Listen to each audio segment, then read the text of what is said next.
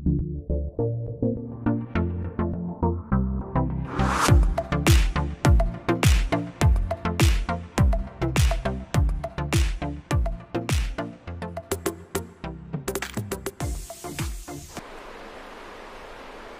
dear students, I welcome all of you to my YouTube channel Oasis Classes. I hope that you will be fine and you will be passing your time by doing some fruitful activities like studying, like building up your health.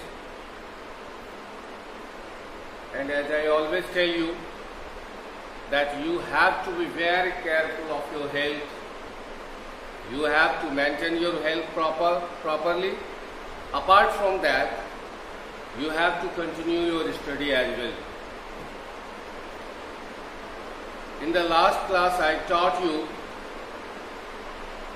now the leaves are falling fast.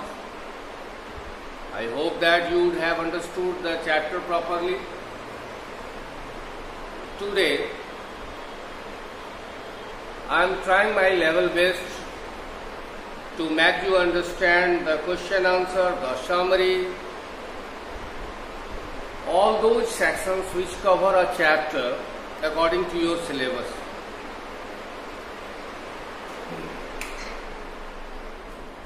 So, without any further delay, I would like to start your question answer section, summary section. My dear students, we are going through a very hard time, and the situation is difficult, and when the situation becomes difficult, it is our litmus test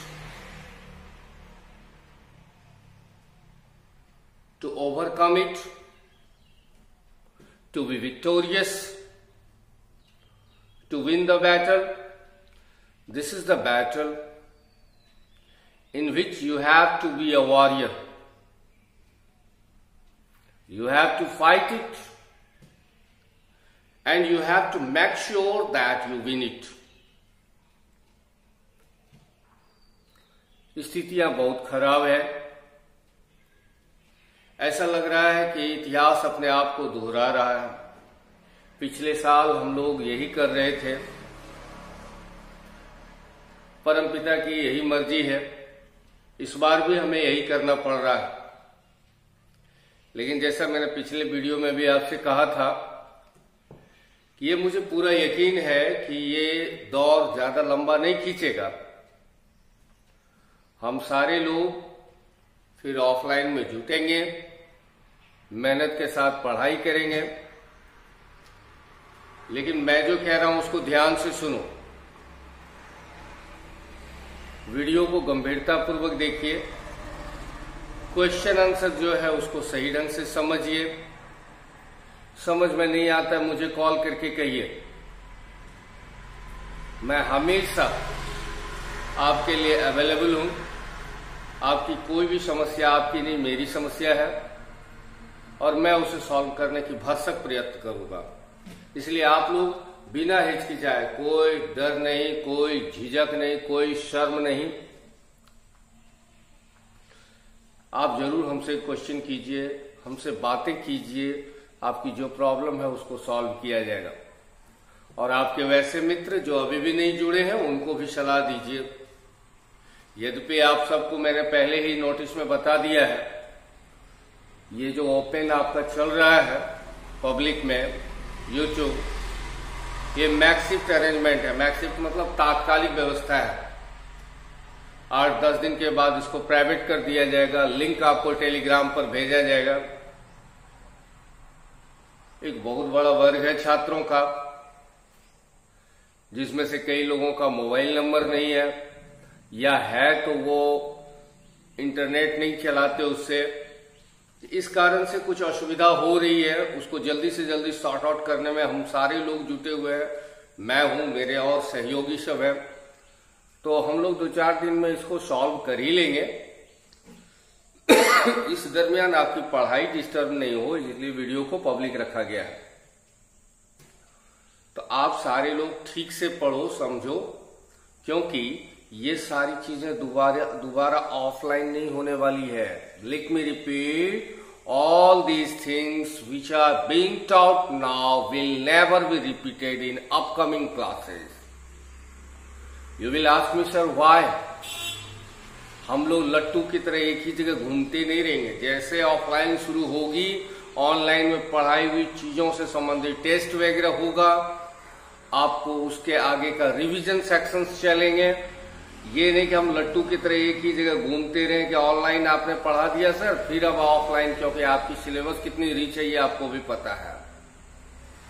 अब कुछ लोग ऐसे ऐसे technique जानते हैं कि कहेंगे कि हम चाउमीन बना करके खिला देते हैं, खा लो, निश्चिंत रहना। पढ़ाई चाउमीन नहीं है, पिज्जा बर्गर नहीं है। आपको बाकायदा दाल भात सब्जी बनानी होगी, यानी मेहनत करना होगा, शॉर्टकट नहीं। ठीक से पढ़िए, मेहनत कीजिए।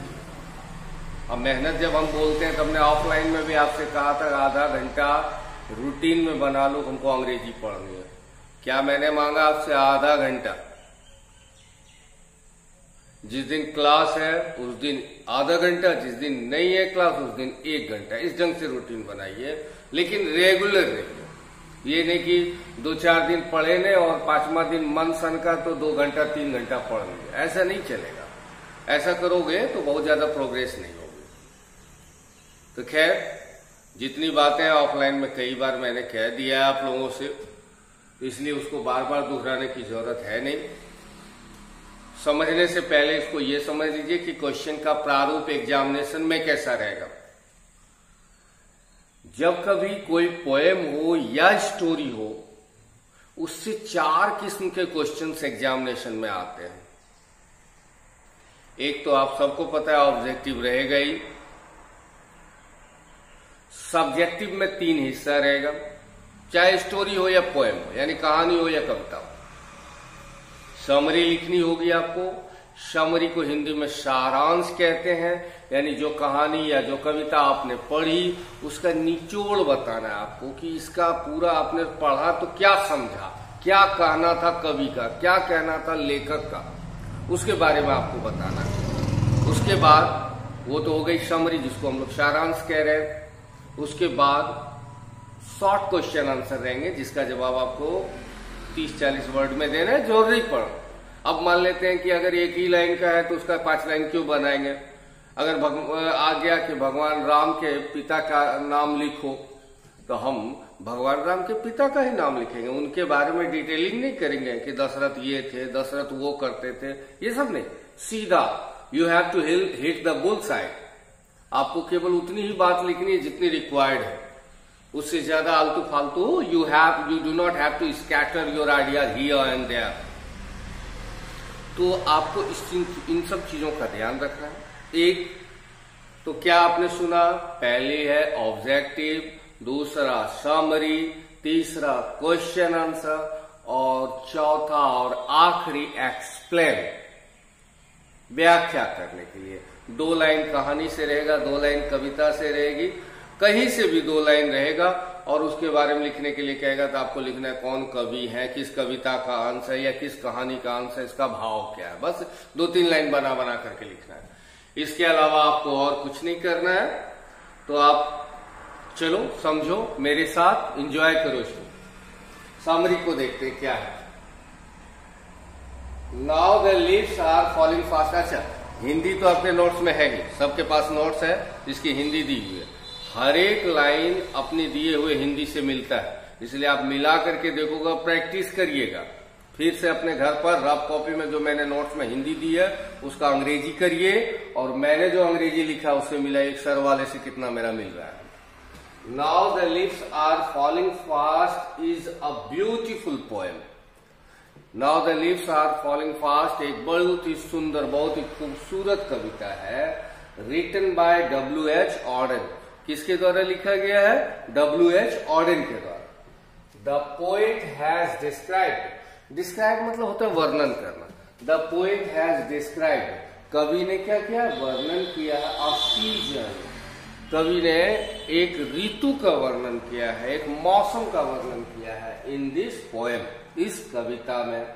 द पोएट सेज, कवि कहते हैं, क्या कहते हैं, that the leaves of trees start falling. Start falling, लगता है, लगते हैं, लगती है, अगर वाक्य में रहे, जैसे वह पढ़ने लगता है तो ही स्टार्ट्स रीडिंग।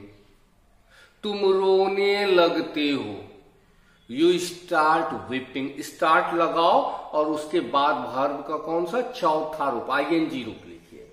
तो the poet says that the leaves of trees start falling. Fall मतलब क्या होता है, गिरना। कवि कहते हैं कि पेड़ के पत्ते गिरने लगते हैं। कैसे गिरने लगते हैं, रैपिडली। रैपिडली, रैपिडली मतलब तो बहुत तेजी से, यानी कवि कहते हैं कि पेड़ के पत्ते बहुत तेजी से क्या करने लगते हैं, गिरने लगते हैं इन दिस सीजन, इस मौसम में। एक बार फिर से देख लेते हैं सेंटेंस को। द पोएट सेज को काट काट करके समझेगा। द पोएट सेज, कवि कहते हैं, दैट मतलब तो की होता है। कवि कहते हैं कि the leaves of trees start falling. अभी कुछ देर पहले मैंने आपको समझाया, the leaves of trees, leaves of trees मतलब पेड़ों के पत्ते, स्टार्ट फॉलिंग, गिरने लगते हैं। कैसे गिरने लगते हैं, रैपिडली। रैपिडली मतलब तेजी से। किस मौसम में, इस मौसम में, यानी पतझड़ में, in this season. New leaves start coming, फिर वही स्टार्ट कमिंग, आने लगते हैं, नए पत्ते आने लगते हैं on the other branches. Branch मतलब क्या होती है, शाखा। अन्य शाखाओं पर नए नए पत्ते, एक तरफ गिर रहे हैं पत्ते, दूसरी तरफ नए नए पत्ते। अभी देखो मौसम में नए नए पत्ते क्या होते हैं, उगने लगते हैं। फॉलन लीव्स, फॉलन मतलब होता है गिरा हुआ। तो जो गिरी हुई पत्तियां हैं, fallen leaves cover the ground. Cover मतलब छेक लेना, घेर लेना। तो जितने पत्ते गिर रहे हैं वो ग्राउंड को, ग्राउंड मतलब जमीन को क्या कर लेते हैं, छेक लेते हैं, घेर लेते हैं। All branches are covered with snow. All branches, मैंने अभी आपको ब्रांच मतलब बताया शाखा। सारी शाखाएं, पेड़ों की जो सारी शाखाएं हैं वो कवर्ड है। कवर्ड मतलब ढकी हुई है। किससे ढकी हुई है, स्नो से। स्नो मतलब बर्फ होती है। तो जितनी शाखाएं हैं सारी बर्फ से ढकी हुई हैं। याद रखिए, ये इंडिया के बारे में बात नहीं हो रही है, अमेरिका इंग्लैंड के बारे में बात हो रही है, जहां पतझड़ के मौसम में भीषण बर्फबारी भी होती है। तो वहां के सारे वृक्षों के पत्ते झड़ चुके हैं, शाखाओं पर केवल एक बर्फ की परत दिखाई देगी। This scene looks very beautiful. This scene looks very beautiful. Scene मतलब क्या होता है, दृश्य। यह दृश्य कैसा दिखता है, बहुत ही खूबसूरत, बहुत सुंदर दिखता है। The night angle, night angle मतलब जानते हैं आप, बुलबुल क्या रहता है। बुलबुल के बारे में फेमस है कि उससे प्यारा, उससे प्यारी आवाज किसी पक्षी की नहीं, किसी जानवर की नहीं। तो the night angle quits singing. Quit मतलब होता है छोड़ देना। तो जो बुलबुल है वह गाना गाना क्या कर देती है, छोड़ देती है, वह चुप हो जाती है। शी बिकम्स ऑलमोस्ट, ऑलमोस्ट मतलब होता है लगभग, हाँ प्रायः, वह लगभग क्या हो जाती है, डम हो जाती है। डम मतलब गूंगी हो जाती है, वह लगभग गूंगी हो जाती है। The poet wants to do something.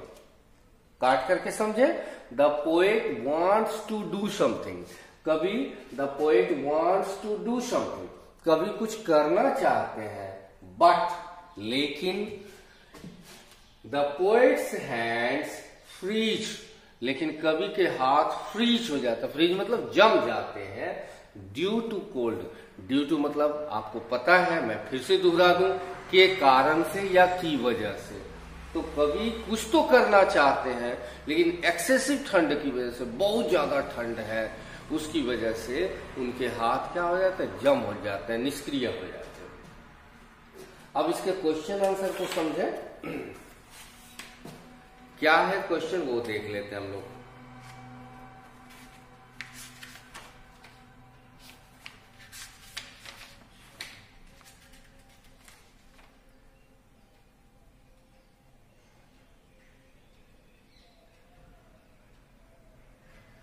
पहला क्वेश्चन है, what does the poet mean when he says now the leaves are falling fast?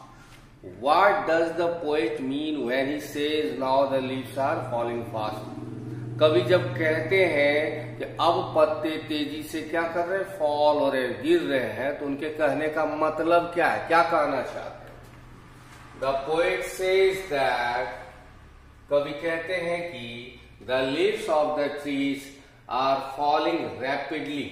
अभी मैंने कुछ देर पहले आपको बताया रैपिडली मतलब तेजी से होता है। कवि कहते हैं कि पेड़ के पत्ते गिर रहे हैं, कैसे गिर रहे हैं, रैपिडली, तेजी से, and the branches are becoming, become मतलब होता होना, and the branches are becoming leafless, leafless पत्ती विहीन। तेजी से पत्ते गिर रहे हैं, शाखाएं क्या होती जा रही हैं, एकदम लीफलेस होती जा रही है। लीफलेस मतलब उनकी जो पत्तियां हैं वो क्या हो रही है, खत्म होती चली जा रही है। It has also the other sense, it has also the other sense, इसका एक और अर्थ है, एक और भाव है। तो भाव क्या है, that the moments of the man's life, moment मतलब होता है क्षण या पल, क्षण या पल, यानी कि मनुष्यों के जीवन के जो पल हैं, जीवन के जो क्षण हैं, वो क्या होते जा रहे हैं, आर लास्टिंग रैपिडली। बार बार ये रैपिडली वर्ड आ रहा है, तो बार बार मैं आपको समझा भी रहा हूं, रैपिडली मतलब तेजी से होता है। तो कवि के कहने का मतलब है कि मनुष्यों के जीवन का जो पल है वह तेजी से क्या होते जा रहा है, खत्म होते जा रहा है। इसका दो भाव है, जो कि कविता पढ़ाने के समय भी मैंने कहा। एक तो सीधा मौसम को ले लो कि पतझड़ का मौसम है, पत्तियां गिरती जा रही हैं, सब चीज सूखे बेनूर बेरंगत हो गए हैं। हाँ, दूसरी तरफ ये पतझड़ की तुलना आदमी के बुढ़ापे से भी की गई है। तो यहाँ वही बात कहा गया कि इसमें दो भाव है, एक तो पत्ते गिरते जा रहे हैं, सारे शाखाएं पत्ती विहीन हो गई है, दूसरे तरफ कि जीवन के जो पल है मनुष्यों के वो भी तेजी से खत्म होते जा रहे हैं। ही इज स्लाइडिंग, स्लाइड मतलब होता है सरकना। आपको जो मैंने नोट्स दिया उसमें सारा हार्डवर्ड ये सब दिया हुआ, गौर से देखिएगा पेज नंबर 13 पर। He is sliding towards his grave, he is sliding, वो सरक रहा है, किधर की ओर सरक रहा है, टुवर्ड्स हिज ग्रेव। 11th में मैंने आपको प्रीपोजिशन में पढ़ाया था, टुवर्ड्स मतलब की ओर या के प्रति होता है, तो वह अपने ग्रेव की ओर, ग्रेव मतलब होता है कब्र, तो अपने कब्र की ओर मनुष्य क्या होते जा रहा है, धीरे धीरे धीरे धीरे सरकता जा रहा है। उसके जीवन के चक्के वाली गाड़ी वो तेजी से उस कब्र की ओर जा रही है। अगला है, who are the travellers and how will they blessed? यात्री किसको कहा है कवि ने, कविता में ट्रेवलर कहा है, तो किसको कहा, यात्री किसको कहा है, और उनके लिए आशीर्वाद किसको माना जाएगा? तो देखते हैं, old people have been called travellers, जो बूढ़े लोग हैं, old people have been called travellers, बूढ़े लोगों को यात्री कहा गया है। यानी कि यात्री समझे क्यों कहा गया है, हम जब चल रहे हैं जीवन पर, तो यह भी जीवन पर भी जो हमारी जो जिंदगी है, तो उसमें हम हर दिन एक नए नए मंजिल को तय करते हैं, एक नई नई दूरी। जब आप खाली पैर या मोटरसाइकिल चलाते हो तो डिस्टेंस कवर करते हो ना। तो आज जो आप मान लेते हो कि आज आप 17 साल 2 दिन का हुए, तो कल तो 17 साल 3 दिन के होंगे। आपके जीवन की जो यात्रा है वो आगे बढ़ती चली जाएगी। तो हम सारे लोग, जितने मनुष्य, हम सारे लोग यात्री हैं, अपने जीवन पथ पर आगे बढ़ते चले जा रहे हैं। तो एक दिन हमें मंजिल मिल जाना है, मंजिल मतलब मौत, आखिरी क्षण। तो old people have been called travellers, इस कविता में उन्हीं बूढ़े लोगों को यात्री कहा गया है। आगे देखते हैं, देयर जर्नी, जर्नी मतलब क्या होती है, यात्रा, उनकी यात्रा ends with their death, and मतलब खत्म होना। उनकी यात्रा कब खत्म हो जाती है, जब उनकी डेथ हो जाती है, डेथ यानी मौत हो जाती है।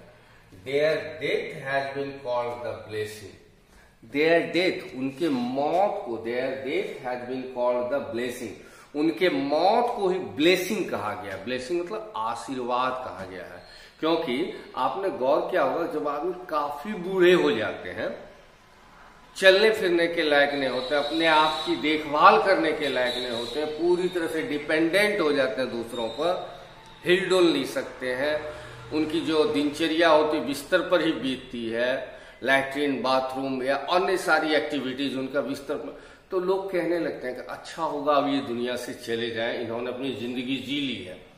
तो जैसे ही उनको उनसे मुक्ति मिलती है इन कष्टों से, क्योंकि बुढ़ापा अपने आप में एक कष्ट है, और जैसे ही उनको मुक्ति मिलती है ऐसा लगता है जैसे उन्हें मोक्ष मिल गया हो, मुक्ति मिल गया हो, तो कभी ने उनके मौत को ही आशीर्वाद कहा है। That's all, my dear students. I hope that you would have understood the questions properly. Objective questions have been given on page number 13. See your notes. And this is very easy to understand. So it is useless to waste your time in making you understand the objective question answers. So you see yourself. In case if you do not understand the objective questions on your own, tell me frankly, as I told you in the early part of the video, that tell me frankly and tell me, sir, I have not understood the objective question answer. Please tell us the proper way how to understand the objective question answer. That's all, my dear friends, and continue watching the video and give me your feedback. Tell me what are the things which I have to do and what are the things which you are enjoying, and which part you have some problems. In which part you have some problems, tell me frankly. I hope that you would have enjoyed. Once again, thanks all of you for watching my video.